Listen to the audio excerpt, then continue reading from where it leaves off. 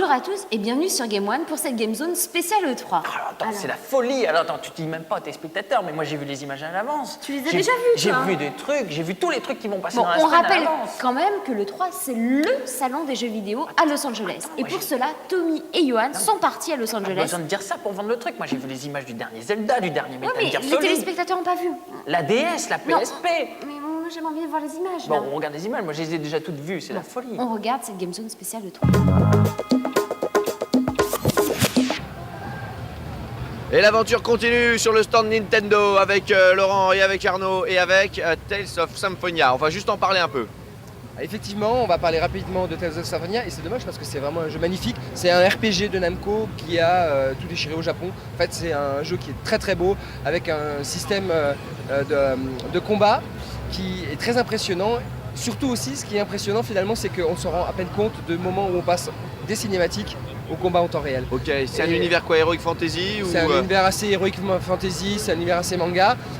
C'est vraiment un très très gros jeu qu'on attend avec impatience et on va le lancer au mois de novembre en France. Donc on est très heureux d'avoir ce jeu-là. Surtout qu'ensuite il sera suivi par un autre jeu de Namco également, un autre RPG qui est lancé au Japon également, qui est très beau et qui propose un système de jeu très fin.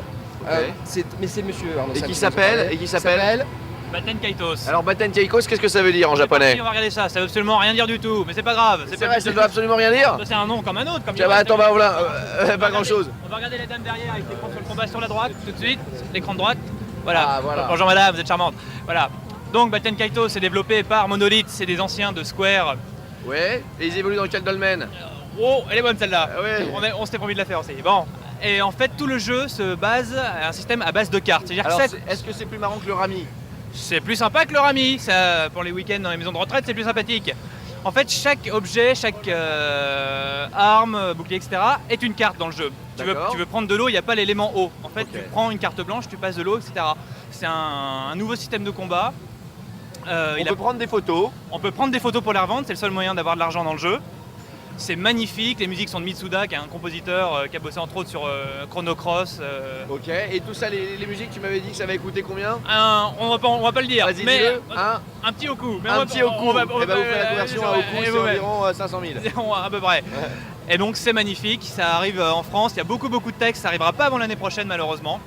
Mais ça arrive, ce qui est déjà énorme. Voilà, le monsieur l'a déjà fini, il est sorti au Japon au mois de... Décembre l'année dernière, Ok, et ici il va sortir, début de l'année prochaine, court l'année prochaine. Beaucoup de textes à traduire, c'est pour d'accord. ça. Combien d'heures de jeu? Une petite centaine pour le finir, il y a 2 disques, c'est énorme.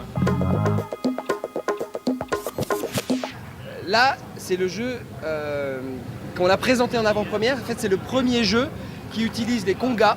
Ah Les congas, qui Ah. sont en fait les bases qui nous permettent de jouer à Donkey Konga, mais on en parle juste après. Donkey Konga. Alors exactement, on Voilà. va retrouver Gia qui est dans le coin là, elle est juste Voilà, devant. Elle est là, elle passe devant. En fait, ces congas, c'est comme deux petits tambours. Ces congas, ils serviront à jouer dans un jeu de plateforme qui s'appelle Jungle Beat. Et le principe est très simple, au lieu de contrôler le personnage avec une manette normale, en fait, on va contrôler ça en tapant sur le... Sur les petites congas. Exactement. Et on va pouvoir être engagé dans la fanfare municipale. Comme pour Donkey Konga, en fait, il y a plein de façons d'utiliser ces congas. C'est-à-dire qu'on peut taper sur celui de droite, celui de gauche, on peut taper sur les deux ensemble, on peut taper rapidement sur les deux ensemble. Et il y a aussi le micro qui permet de taper des mains. Ah, génial, et on peut jouer à plusieurs en même temps? Alors, les modes multijoueurs ne sont pas montrés. Pour l'instant, on a un mode single, contrairement à Donkey Konga où on peut jouer de 1 à 4. Et en fait, voilà, le principe est simple. C'est que pour pouvoir se déplacer, par exemple, dans cette petite séquence, Il faut appuyer au bon moment, et il faut appuyer vite surtout. vite. Voilà. D'accord. Le jeu qu'on vient de voir, c'était bien Donkey Kong Jungle Beat. Et maintenant, celui qu'on va voir maintenant, c'est Donkey Konga. Konga. Mais c'est un peu Kong aussi comme nom, de mettre à peu près les noms. Hein? Elle est très belle, elle est très belle. Voilà, je l'avais Hommage, préparé. Hein, hommage, moi. respect. D'accord, alors on parle un petit peu de Donkey Konga. Qu'est-ce que c'est donc? En fait, Donkey Konga, c'est très simple, c'est un jeu musical qui est basé sur le fait qu'on va recevoir, en même temps que le jeu, ces congas. Ok. Le principe, c'est qu'on a une tracklist avec plein de chansons différentes.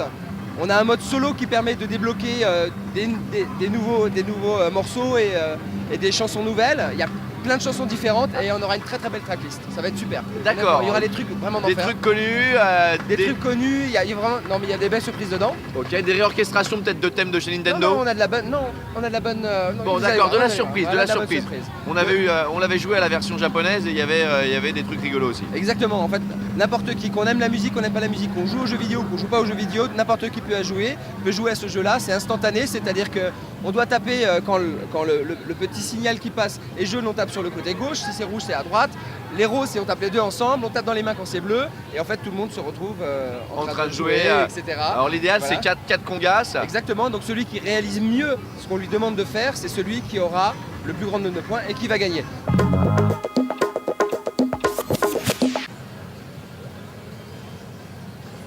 Alors voilà, c'est spécial dédicace pour Thierry de la Game Zone qui est ouf de Samus. On sait tous qu'il a couché avec Samus. Regarde ce qu'il y a là. Alex, Laurent, parle-nous-en. C'est Metroid Prime 2 Echoes. C'est un jeu qui arrive en novembre chez nous. Le scénario de ce jeu est très simple. On voit à l'écran qu'il y a une sorte de clone de Samus, mais en version dark, qui est arrivé. Et en fait, Samus va se battre contre son clone. En fait, il y a tout autour de ce principe de base, on va avoir un gameplay qui va être orienté à cause de ça, puisqu'il y a de nouveaux rayons, les beams. On va avoir le beam lumière et le beam obscur.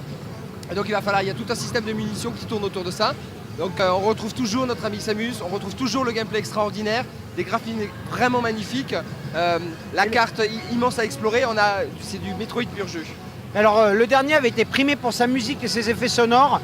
Est-ce que tu peux nous assurer que ce sera aussi bon dans le deuxième? Moi j'ai joué tout à l'heure, c'est bon, c'est même encore meilleur. D'ailleurs John Woo a racheté des droits de Metroid et il va nous faire un petit film avec Metroid. La grosse attente de tout le monde après le premier Metroid, c'était de pouvoir jouer les uns contre les autres. Et avec la deuxième version, Metroid Prime Echoes, c'est exactement ce qui peut arriver. On a un mode 4 joueurs. Allez, maintenant tu peux y aller. Alors explique-nous un peu comment ça se passe. C'est très simple en fait. On retrouve 4 Samus Aran et on retrouve toutes les capacités habituelles de Samus Aran, donc toutes les armes différentes et la Morph Ball. Et en fait, ici, on est en train de voir le Deathmatch. Alors ce qui change par rapport au FPS classique, c'est parce qu'on est dans un univers Metroid, donc le système de lock de l'ennemi est toujours présent. La nécessité de savoir faire ces sauts, ces vrais sauts, c'est-à-dire aux sauts millimétrés avec les fonctions du type double saut sont très importantes pour pouvoir se sortir de traquenard. Par exemple, celui qui est en haut à droite, là, il en prend un maximum. Et encore plus fort, c'est qu'en fait, le fait d'être en Morph Ball, ça permet bien sûr de se carapater, mais ça permet aussi de trouver des passages secrets. Il y a des petits canons qui sont disséminés, et lorsqu'on est en Morph Ball, ça permet de se sortir de situations incroyables et d'aller chercher des passages secrets et donc des capacités secrètes. Par exemple, il y a invulnérabilité, invisibilité, multiplication des dommages, et il y a aussi une arme qui s'appelle la Death Morph Ball. Là, on voit en haut à droite, il vient de sauter, il va récupérer un petit bonus, non, il ressort.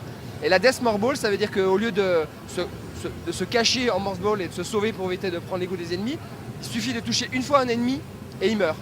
D'accord, c'est la méta power quoi. Exactement, et là du coup du lapin on passe en situation de chasseur en 2 secondes, donc ça donne un gameplay de multijoueur vraiment incroyable. Alors attends, là je vois qu'il y a Arnaud et Gia qui sont en train de jouer. Est-ce qu'on peut avoir tes impressions Arnaud sur le mode multi de Metroid Prime 2? C'est très très sympa, il y a de bonnes idées, ça bouge bien. La résolution est un petit peu baissée, mais bon, ça change pas le bout du jeu. Et le fait de toujours changer en Morph Ball ou pas pour pouvoir trouver des passages secrets, ou même il y a une espèce de système de canon qui te téléporte à d'autres endroits du jeu, pas forcément dans les tunnels. Très sympa, c'est une bonne idée. On peut avoir une phrase de sagesse à la Arnaud? Une phrase de sagesse à Arnaud, Metroid Prime 2, ça a l'air mieux.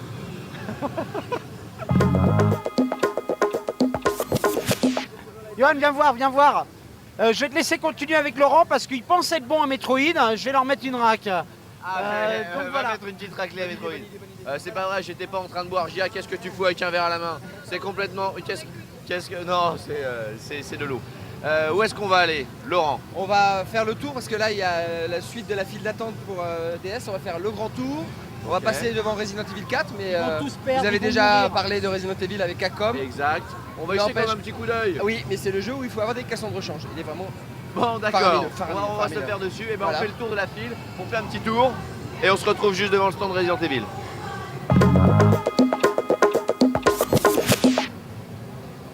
Dans la famille Resident Evil, je voudrais, monsieur, le numéro 4. Ok. énorme, il est Énorme. très attendu par tout le monde. Capcom fait un boulot énorme derrière ce jeu. On a la chance d'avoir plein de versions jouables.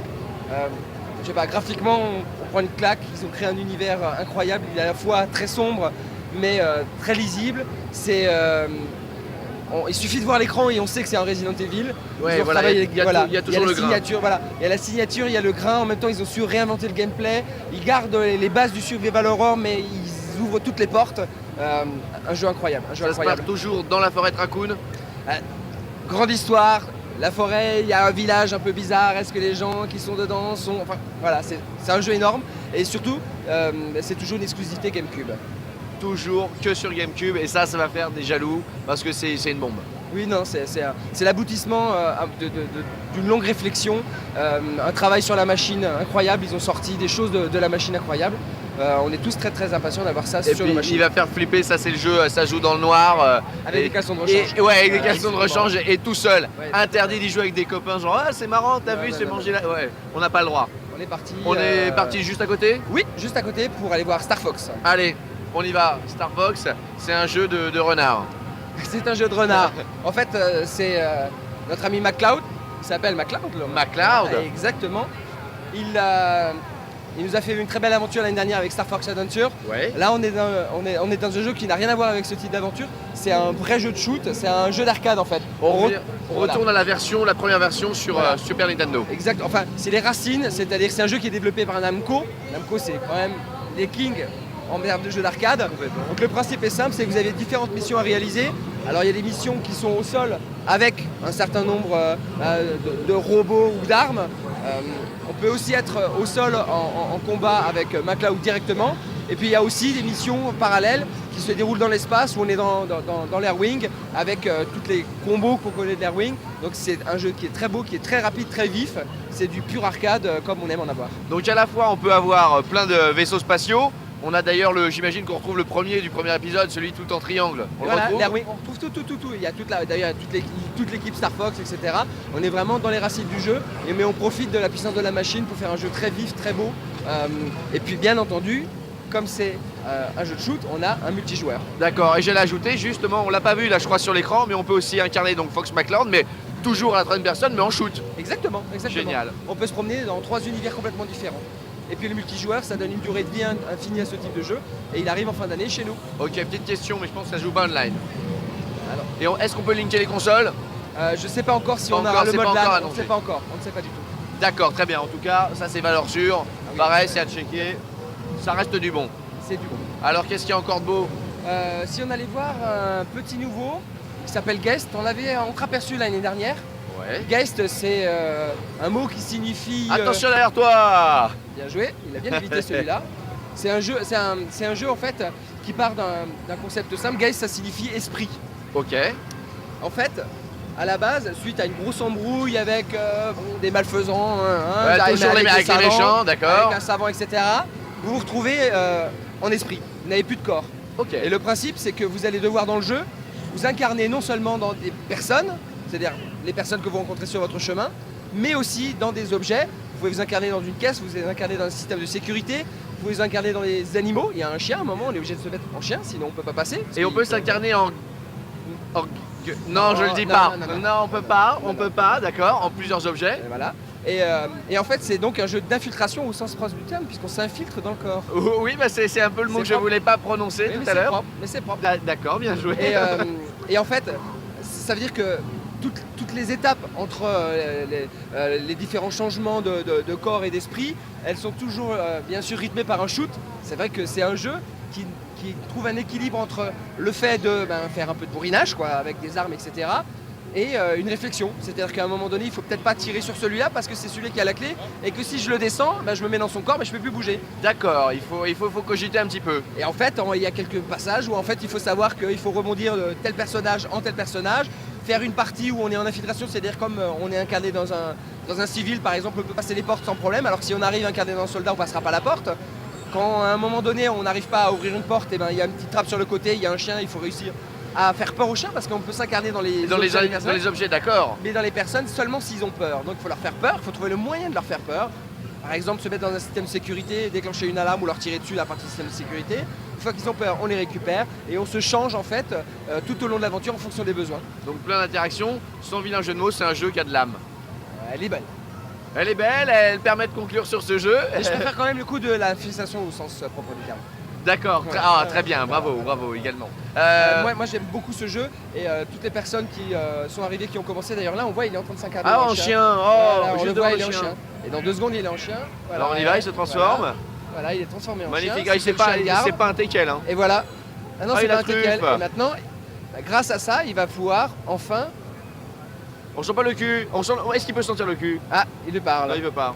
Oui, en fait, comme le garde le connaît, il va lui ouvrir la porte. Et voilà, tout bon, on a passé la porte, c'est que du bonheur. Génial. Et pas en rat par contre. On peut pas s'incarner en rat. Il y a des petits rats à Bah, côté. Non, parce qu'il n'y a pas le signal. Il y a pas le signal. En fait, on voit dans les objets ou les personnes dans lesquelles on peut s'incarner parce qu'il y a une sorte de petit halo rouge et vert qui se. Là, cette personne-là n'a pas peur, donc on peut pas s'incarner en elle. Ah, c'est rigolo. Voilà. Là, par contre, ici, il y a des caisses, on peut se mettre dans la caisse. Ah, c'est génial. Et la caisse, en fait, il peut la faire exploser. Donc S'il ça c'est complètement nouveau. Ça c'est. C'est incroyable. La première fois que je vois ça. C'est C'est impressionnant. Et ça a des possibilités à l'infini. Moi, c'est vraiment un jeu à surveiller. Dès que ça arrive, il faut se mettre dessus. Dès qu'on prend la manette, en fait, on lâche plus l'affaire. C'est une très bonne idée. Exactement. Très bonne idée. Riche idée. Quoi de plus? Juste derrière. Un petit- Alors ça c'est le clou. C'est le clou final. On va même appeler Tommy pour venir là-dessus. Ah, tiens, bonne idée. Regarde, il est juste là. Tommy, viens voir. Gia, venez, parce que là, Allez, là, il y a du matos c'est derrière. l'avant-dernier jeu, ça, c'est l'avant-dernier jeu. d'accord, mais il faut que tout le monde soit là parce que c'est un Mario quand même. Ok, voilà. Alors, ça, c'est Mario RPG, c'est Mario Paper. Donc, à la base, c'est un jeu qui combine d'une façon unique du 2D et de la 3D. Et on est vraiment dans une logique du RPG, c'est-à-dire qu'on a des choses à accomplir, on a un certain nombre de personnages qui nous accompagnent, qui ont des capacités qu'on va améliorer. Et puis, c'est plein d'humour, c'est un jeu qui est long, en plus je le trouve magnifique. Et je pense que Arnaud aime bien ce genre de jeu. Le premier avait été co-développé par Nintendo et Squaresoft, s'appelait Super Mario RPG. Et ensuite sur Nintendo 64, la Squaresoft avait hop, c'est fini, Nintendo, maintenant vous débrouillez tout seul. Et donc là, le premier sur GameCube. Voilà. D'accord, le voilà. Alors, au niveau de l'histoire, qu'est-ce qui se passe? Notre Mario, il doit aller chercher la princesse. C'est C'est toujours nouveau. C'est incroyable, un scénario. le scénario est toujours relativement classique, mais en fait, non mais c'est On vrai. va pas dire qu'il est simple. hein. Voilà, c'est vrai, mais en même temps, c'est ce qui marche. Moi, ce que j'aime bien, en fait, c'est toujours cette logique d'interaction avec tous les personnages. Comment trouver rapidement la bonne solution entre ces personnages pour passer l'énigme ou le niveau qui est bloqué. Voilà. C'est un jeu, en fait, c'est un jeu qui est très vif et c'est un jeu de plateforme RPG. C'est vraiment Mario Paper, c'est un concept à part. Et tous ceux qui ont goûté sont vraiment fans. D'accord, en tout cas c'est joli, c'est cel shadé, c'est coloré. Et puis ce petit effet justement 3D, 2D, c'est... non, plutôt 2D quoi. Bah, c'est tout plat, c'est chouette. Oui, mais il y a des combinaisons tout le temps. On change d'univers, quelquefois on rentre dans de la 3D, Mais Mario, lui, est toujours en 2D. D'accord, il est super rigolo, il est magnifique. Et alors là, la cerise sur le gâteau, on va finir en beauté. Alors, on a des bonnes nouvelles. Il y a une bonne nouvelle. On le voit pas ici parce que c'est un jeu qui est déjà disponible depuis longtemps aux États-Unis. C'est qu'on va enfin avoir Animal Crossing. Ah Ils sont contents. Ah oui. Le monsieur, on c'est sait, un on militant de la première heure, il faut arrêter Le de... level one, Tout à fait, au voilà. moins, au moins ça. Oui, oui. Et donc Animal Crossing arrive en France le 24 septembre. Donc on est tous très heureux. C'est une excellente nouvelle pour tous les joueurs. Et puis après, l'autre bonne nouvelle, c'est que comme toujours, on a plein de concepts en développement. On a vu que DS, le concept en développement, il a pris corps aujourd'hui. Et puis alors là, il y a un jeu que moi j'aime bien. On a vu Mario Pinball au début. Je t'ai parlé du deuxième flipper. Ça s'appelle Odama. Moi j'aime bien, on va voir. Allez, c'est parti. Alors pour tous ceux qui ne connaissent pas Animal Crossing, on va rappeler que c'est un jeu, une simulation de vie, un petit peu loufoque, créé par monsieur, Miyamoto et Tezuka, voilà, bien sûr. auquel notre ami Arnaud San y a passé plus de... La moitié de mes devis. D'accord, il y a perdu combien d'amis?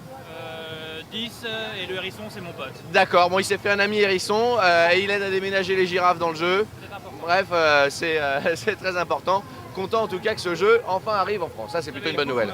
Est-ce qu'il y a Yoshi dans Paper Mario 2 je saute du coq à l'âne, mais Yoshi ça m'intéresse. Je sais pas. Je l'ai pas vu sur les parties qui étaient en démo encore. Fais attention, hein, s'il n'y a pas Yoshi, je vais t'en vouloir, mais perso. On va écrire un petit mot en partant. Bon, très bien, alors derrière, attention, c'est... Alors c'est Odama. Alors c'est très simple. C'est un flipper wargame stratégique. Alors, flipper, wargame, stratégie. Alors on va y aller doucement, on va commencer Alors, par la partie En flipper. fait, ce que tu vois, regarde, c'est que tu es une sorte de place forte, tu es attaqué.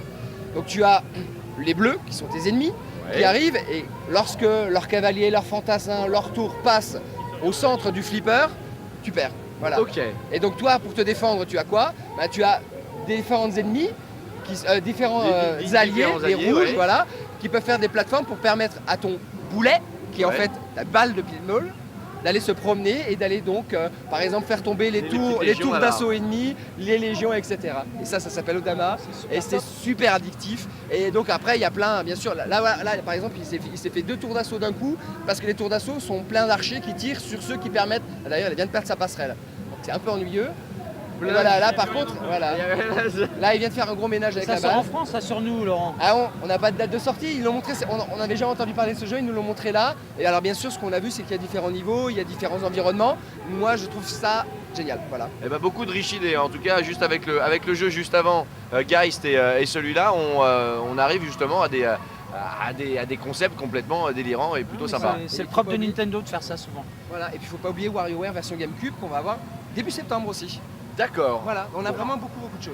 Ok. Moi, je vous propose un truc, là on est tous ensemble, qu'on se mette tous à genoux, là, Oui. devant le truc de samouraï, Oui. et qu'on lance la vidéo cadeau qu'on va pas vous montrer sur le stand, parce qu'il y a eu un truc qui a été montré à la conférence, et tous, on va se mettre à genoux parce que vous êtes tous d'accord, ça en vaut la peine, tu vas le faire avec nous Laurent, tu sais pas ce que c'est un truc en 3D, ça a été présenté par un personnage qu'on aime bien, on va poser le micro, on va se mettre à pied, et à genoux. À On fait genoux, comment juste poser un genou par terre, juste une belle révérence, une belle révérence digne. Voilà, digne comme ça. Et on se retrouve pour regarder tout de suite les images de.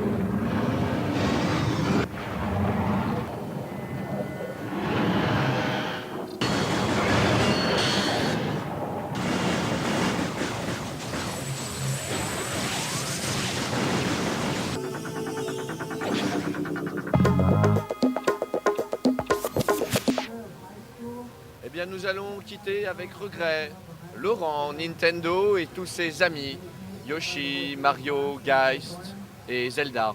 Et DS. Et DS. Voilà. Et la DS. Eh ben, on en reviendra peut-être en parler l'année prochaine, tous ensemble avec plein de nouveautés, j'imagine.